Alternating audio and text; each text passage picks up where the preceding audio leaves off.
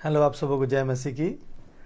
पवित्र परमेश्वर की आराधना हो और परमेश्वर की स्तुति हो। पवित्र यीशु जिसने हमारे लिए अपने आप को दे दिया, हमारे पापों को अपने सलीब पर उठा लिया, अपने लहू से उसने हमें मोल लिया। वो पवित्र परमेश्वर जिसने आज हमें जीवितों के बीच में रखा है, हम पर दया किया है, वो परमेश्वर आज हमारे साथ है और आज फिर उन्होंने हमें एक मौका दिया। वो पवित्र यीशु का हम धन्यवाद करते हैं क्योंकि आज फिर हमें एक मौका मिला कि हम उस परमेश्वर की आज्ञा का पालन करें, उस परमेश्वर की आज्ञा को सुने और माने। आइए आज की आराधना में हम चलते हैं और आज सुबह प्रभु ने हमसे ऐसी कौन सी बातें हमारे लिए रखा है, या प्रभु हमसे ऐसी कौन सी बातें कहना चाहते हैं जिससे हमारा जीवन पवित्र और आनंदमय हो जाए। आइए उस वचन को पढ़ते हैं। वचन है बाइबल से नया नियम की किताब, उसका 9वां अध्याय, उसका 24वां पद। क्या तुम नहीं जानते कि दौड़ में तो दौड़ते सब ही हैं, परंतु इनाम एक ही ले जाता है। तुम वैसे ही दौड़ो कि जीतो। तुम वैसे ही दौड़ो कि जीतो। और 10 के 12 में लिखा है, इसलिए जो समझता है मैं स्थिर हूं, इसलिए जो समझता है कि मैं स्थिर हूं, वह चौकस रहे कि कहीं गिर ना पड़े, कि वह चौकस रहे कहीं वो गिर ना पड़े। अब यहाँ दो बात को हमने देखा है। एक तो दौड़ में इनाम पाने वाला एक होता है, और दूसरा कि ऐसा कोई व्यक्ति जो अपने आप को समझता है कि मैं स्थिर हूं, वो चौकस रहे कि कहीं वो गिर ना पड़े। तो ये परमेश्वर के आज्ञा का पालन के लिए हमने जो ये वचन को पढ़ा, ये हमारे सामान्य और सरल जीवन के लिए नहीं, उस परमेश्वर के आज्ञा का पालन के लिए, ताकि हम उस इनाम को पा सकें जो हमें इस दुनिया को छोड़ के जाने के बाद मिलने वाला है। और इस दुनिया के लिए भी हमने एक वचन को पढ़ा कि स्थिर रहें, कहीं हम गिर ना पड़े। तो हमें स्थिर भी रहना है और गिरने से बचना है। गिरने का मतलब है इस संसार की बातों में गिरना, लालच में गिरना, और छुपाकर चोरी जैसी चीज़ों को करके हम अपने आप को गिरा देते हैं। आइए हम एक बात को देखते हैं। एक बहुत खूबसूरत बातें हैं। उस कहानी में जाने से पहले मैं चाह रहा था कि एक छोटी सी गवाही आपके सामने रखूं। एक भाई जिसके लिए हमने प्रार्थना शुरू की, जो 2 साल से बिस्तर में पैरालिसिस के कारण बिस्तर में पड़े हुए थे, जिनके शरीर की हलचल बिल्कुल नहीं के बराबर, उनका खाना पीना भी बिल्कुल नहीं के बराबर हो चुका था। और वो परिवार जिसके बारे में मैंने पहले भी शेयर किया है, वो परिवार प्रभु यीशु मसीह के पास अपने पापों को क्षमा मांगते हुए आए। और जैसा परमेश्वर ने हमें बताया, मैंने उन्हें बताया कि आप अपने पापों की क्षमा मांगो। और वो परमेश्वर जो सच्चा खुदा है, जो जीवित खुदा है, जो प्रार्थना को सुनता है और जो हमारे निकटता में रहता है, वो परमेश्वर जरूर आपकी प्रार्थना को सुनेगा, हमारी प्रार्थना को सुनेगा। और उन्होंने अपने पापों की क्षमा मांगना शुरू किया। वो व्यक्ति पहले प्रार्थना से ही चंगाई पाना शुरू हो गया। और जब कल रात की प्रार्थना हम कर रहे थे, वो व्यक्ति, उसके शरीर में हलचल शुरू हुआ, खाना पीना शुरू हुआ, उसके बाद वो बैठना शुरू किया, उसके बाद वो व्यक्ति घुटने में आ गया, घुटने से चलने का प्रयास करने लगा, और कल वो पलंग से उठकर खड़े होने का प्रयास करना शुरू कर दिया। ये प्रभु की महानता है। जो प्रभु की आज्ञा को सुनता है, उसे अपने पापों की क्षमा मांगता है, तो वो जरूर है कि वो बचाया जाता है। बहरहाल मैंने आपके सामने इस सच्ची गवाही को इसलिए रखा कि आप और मैं जो वचन पढ़ने जा रहे हैं उस वचन पर ध्यान दें। हमने यहाँ पे क्या देखा था? वचन में इस प्रकार से देखा, क्या तुम नहीं जानते कि दौड़ में तो सभी दौड़ते हैं, परंतु इनाम एक ही ले जाता है। उसके बाद यहाँ आ गया कि तुम वैसे ही दौड़ो कि जीतो। तुम वैसे ही दौड़ो कि तुम जीतो।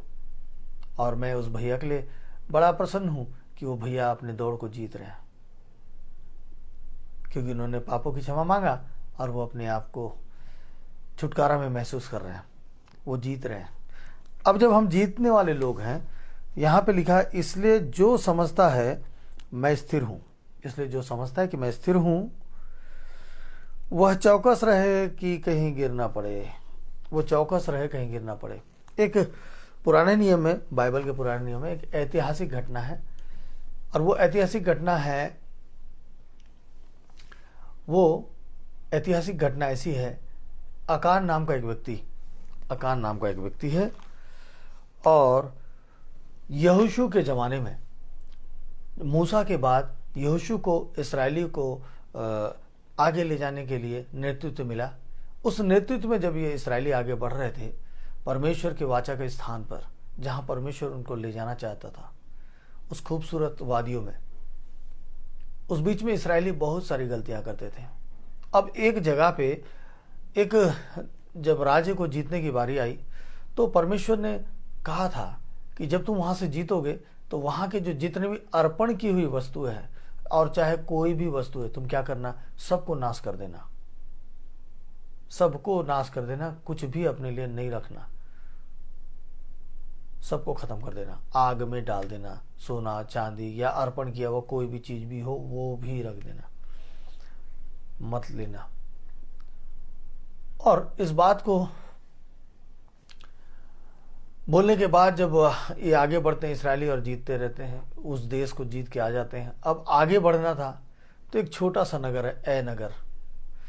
ये बाइबल में हम जब पढ़ते हैं तो ये पुराने नियम की किताब, यहोशू की किताब के 7वें अध्याय में हम पाते हैं इस दृष्टांत को।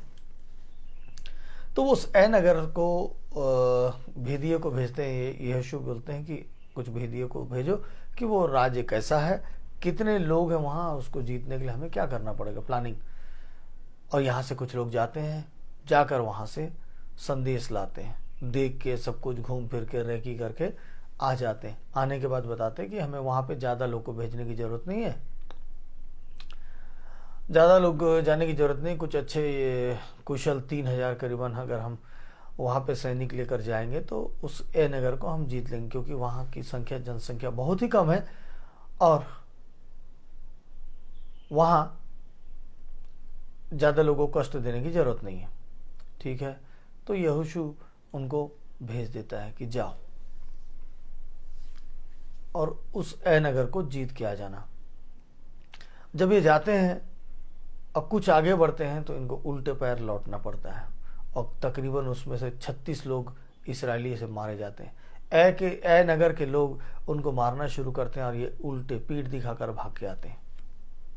और जब भाग के आते हैं तो यहोशू दुखी हो जाता है, वो परमेश्वर को दोष देने लगता है, प्रभु ऐसा तूने क्यों किया, जब तूने वादा किया है और तू इनको लेके जाने का बात बोला, उस स्थान पर तूने मुझको बोला है कि तू पहुंचाएगा, और अब ये रास्ते में छोटा सा नगर, और छोटा सा नगर को ये इस्राएली जीत नहीं पाए, और जब हम आगे बढ़ेंगे तो आगे और ऐसे कई राज्य आएंगे, तो ये जो जिस जाति को तू आगे ले जाना चाहता है वो तो समाप्त हो जाएगा, नहीं बचेगा, एक भी नहीं बचेंगे, और मैं कैसे लेकर जाऊंगा। और ऐसा दुखी हो जाता है। दुखी होने के बाद वो अपने कपड़े फाड़ता है, उस परमेश्वर के सामने घुटने टेक देता है, दुखी हो जाता है और इबादत करने लगता है। तब परमेश्वर बोलते हैं कि तू इतनी चिंता क्यों करता है, तेरे लोगों ने पाप किया है, मेरे विरुद्ध पाप किया है, मेरे विरुद्ध ऐसे काम किए हैं जिसकी आज्ञा मैंने नहीं दी थी, मैंने मना किया था, वो काम को इन्होंने किया है। जाके देख, तेरे लोग में से कोई है जिसने अर्पण की हुई वस्तु को छिपा लिया है, चोरी कर लिया है, चोरी करके अपने पास रखा है, जबकि मैंने हर चीज को नाश करने के लिए आज्ञा दी थी। और तुम एक काम करना, कल सुबह सबको भोर को बुलाना और उसके बाद उनको चुनना, गोत्र गोत्र में खड़ा करना, और वैसे गोत्र से वंश से नीचे परिवार में पहुंचोगे, चिट्ठियां डाली जाएगी, और वैसे ही वो सब इस्राएलियों को संदेश देता है कि कल सारे लोग, लाखों लोग हैं, सारे लोग क्या करना, कल यहाँ पे वेदी के सामने खड़े हो जाना।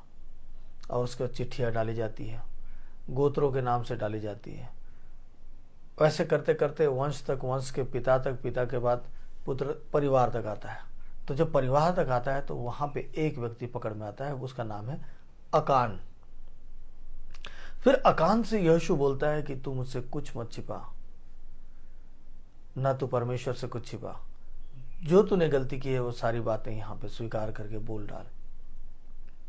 फिर बोलता है कि मेरे प्रभु, मेरे से ऐसी गलती हो गई है।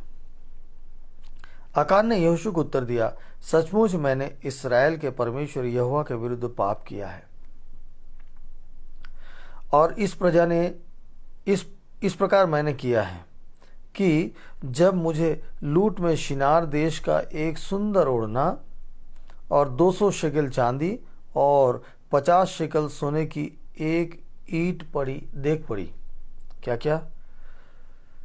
सुंदर सा ओढ़ना, 200 चांदी के शेकेल, 200 शेकेल के चांदी, 50 शेकेल सोने का एक ईंट देख पड़ा। तब मैं उनका लालच करके, तब अकान क्या बोल रहा, तब मैं उनका लालच करके उन्हें रख लिया। वे मेरे डेरे के भीतर भूमि में गड़े हैं और सब के नीचे चांदी है। फिर वो बता देता है कि जो डेरा ये चलते थे ना, आगे बढ़ते थे, फिर डेरा लगाते थे, तो अपने डेरे में, अपने टेंट में रहते थे ये लोग। तब बताता है कि मेरे डेरे में मैंने ऐसे ऐसे करके छिपा कर रखा है। इन वस्तुओं को जब मैंने देखा था तो मुझे लालच आ गया, और लालच आने के कारण मैं वहां से उन वस्तुओं को लेकर छिपा लिया, और ये मेरे से बहुत बड़ी गलती हो गई, क्योंकि मैंने परमेश्वर यहोवा के खिलाफ ऐसा बड़ा पाप किया है। तो परमेश्वर यहोवा बोलते हैं कि सबको उस नदी के किनारे ले आओ, उसके गाय, बैल, बकरी, परिवार सबको ले आओ। सबको ले आने के बाद, और उसके जब वो सामान जो वहाँ पे होते हैं, तुरंत सेवकों को दौड़ाया जाता है, वो जाकर दौड़ के उस स्थान से वो चीज़ को लेके आते हैं। वो सारी चीज़ों को परमेश्वर बोलते हैं सबको आग में डाल के नाश कर दे। जितनी भी ये अर्पण की वस्तु थी जिसे इसने छिपा कर रखा था, सारी वस्तुओं को तुम क्या करो, आग में डालकर नाश कर दो। और उसे आग में डालकर नाश कर देता है। उसके बाद अकान के परिवार को सजाए मौत होती है, उसके जानवर समेत। उसका एक लालच, उसकी यात्रा को उसने क्या कर दिया, वहीं समाप्त कर दिया।